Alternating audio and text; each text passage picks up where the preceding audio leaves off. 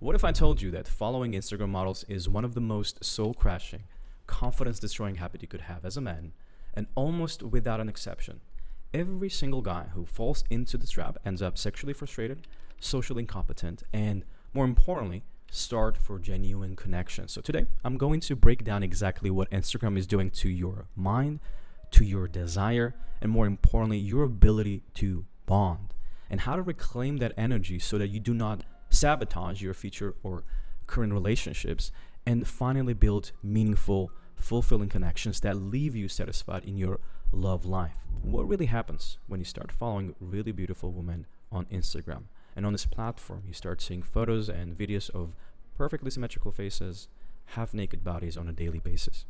Well, your sexual energy and your desires get disrupted, affecting how you relate to women and how you relate to intimate relationships in general. Now, think of your sexual energy as a river flowing through your life. Now, for thousands of years, this river ran naturally towards real women who could reciprocate your interest. But then Instagram arrived, and suddenly we have artificial channels being carved alongside the river. So every provocative photo, every reel, every glance of half-naked woman started to drain and slow down this flow of the river until it no longer reached its purpose with exact strength, exact fullness, and depth that it needed to make that connection in real life. And here's the problem. Your body cannot tell the difference between a real woman who's standing in front of you and pixels on the screen of women that you've never met in your life. So what happens is every time you get the micro arousal, your dopamine spikes when you're over consuming this type of content on Instagram. It's using exact same energy. The energy that should fuel your real attraction, to fuel you to make connections in real life, is being wasted into nothingness. So when the real moment shows up, where there's an opportunity to make a connection, to say hi to somebody, you start hesitating more than ever before. Not only because you're running at the 30% of your sexual energy by the time the opportunity comes, but also because you've been training your brain to believe that there is an easier and safer way. Just open your Instagram, get the rush, and avoid all the effort, all the risk. But the real life connections are not built like that. They ask for vulnerability, they ask for courage, and more importantly, the willingness to put yourself on the spot. And after months and even years of having this Instagram habit, for some reason this effort feels too much effort and difficult. Slowly this turns into avoidance, where your brain simply prefers risk-free excitement over meaningful real-life connections. All of this adds up. The energy that should move you towards real life-changing encounters is being wasted in the world of sexualized images that feel exciting in the moment but leave you empty and disconnected. So what actually happens in your brain when you overconsume this content? Like, how does it really reprogram your sexual energy and make you actually hesitate in your life? Well, it does this in a few different ways. So let's break it down, each one of them. First way, it's what I call a value assignment. At the center of your brain, there is your orbifrontal cortex. That is a part of your brain that assigns value to faces and decides what's worth pursuing and paying attention to. So when you see an attractive woman, your brain signals, this is important, pay attention, notice this. But Instagram is consistently overstimulating that system with perfect and curated images. So over time, your brain starts recalibrating. So what used to feel impressive now feels average. To put this into perspective, a woman who would have been attractive to you last year might register less attractive now. Not because they've changed, but because your brain's expectations have changed. And this expectation shift drives two key consequences. The first consequence, obviously, is that you feel less motivated to approach a woman. And even when you meet someone incredible in real life, your brain cannot fully appreciate her. So you find yourself comparing her to endless archives of curated images that you've been scrolling through Instagram, and something always feels less than. Over time, this creates this powerful cycle where initial attraction fades.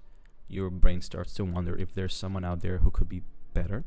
And in the worst case scenario, you stay in the relationship thinking that maybe this is the best you can get, while dissatisfaction grows and you really miss the chance to fully appreciate the person in front of you. Another way that you've been reprogrammed is by simple fact that your brain now starts processing faces in real life when you meet people through a filter which has been trained on an Instagram perfection. So think about every single photo that you've been consuming over the last 6-12 months. Now, that is the filter that your brain chooses to filter the real life scenarios and compare to.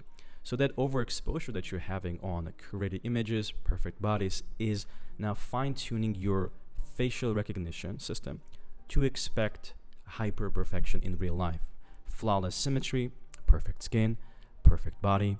So natural beauty starts to register less appealing byproduct of that. Now that we've talked about how Instagram is affecting your sexual energy, how it's rewiring your brain, how it's making you feel less confident, less enthusiastic to connect with people in real life, let's talk specifically how it's affecting your relationships, how it's altering the very specific system in your brain used to bond, to attach, and maintain connections with partner. Your brain relies on a delicate balance between two types of dopamine receptors to navigate love and attachment. And these receptors are D2 and D1. D2 receptors are bonding receptors. They make you form attachment with one person to make you feel connected. They tell your brain, this person matters. This relationship is worth it. Now, D1 receptors are exclusivity receptors. After the bond has been formed, they keep your brain focused on this particular person and prevents distraction by other potential partners. Here's the problem. The content that you're consuming on Instagram is attacking both systems. So every sexualized photo is triggering the same dopamine receptors. And over time, your brain isn't fully reserving attachment energy towards your partner. The exclusivity signal weakens. And as a consequence, your brain starts seeing multiple options as equally rewarding, weakening the exclusivity and focus to maintain a strong bond. Another hormone which is a key player in bonding is oxytocin. It really helps to strengthen attachment. It helps to turn everyday moment with your partner more and more meaningful. But when your attention systems are constantly spread across dozens and even hundreds of hypersexualized images, your oxytocin effects are messed up.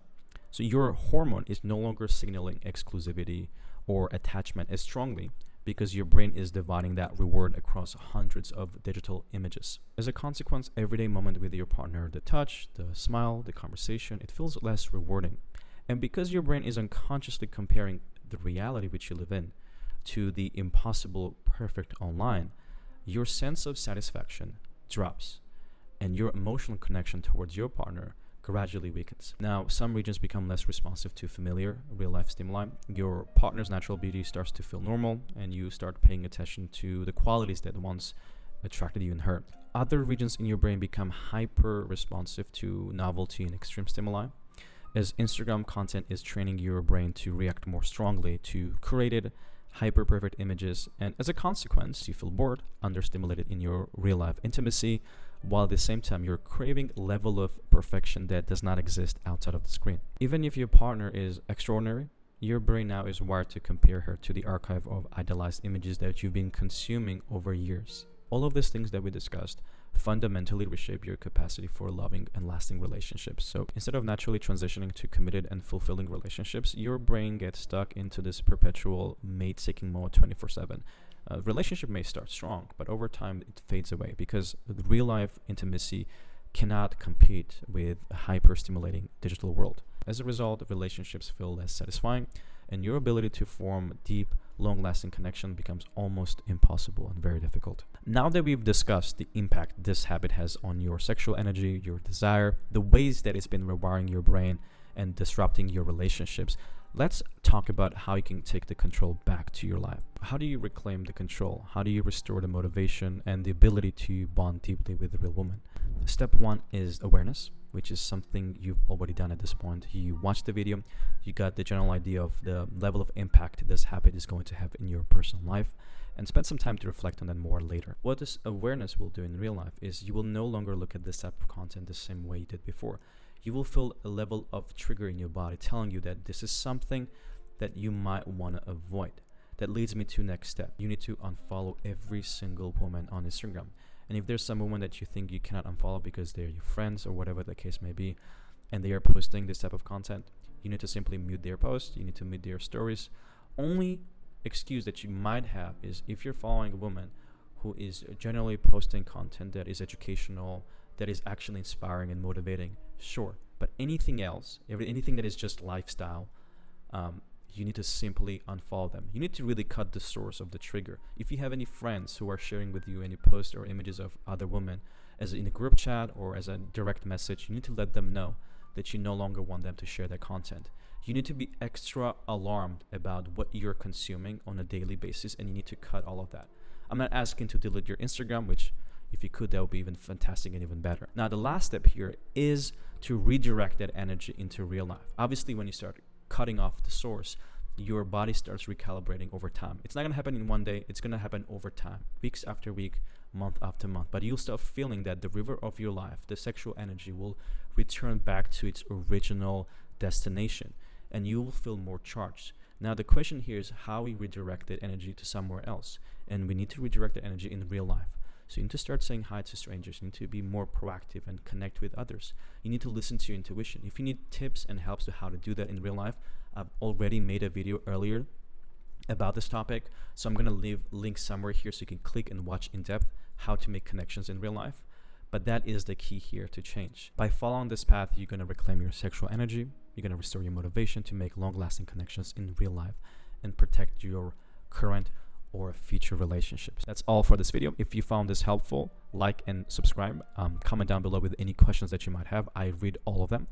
And thanks for watching. Until the next one.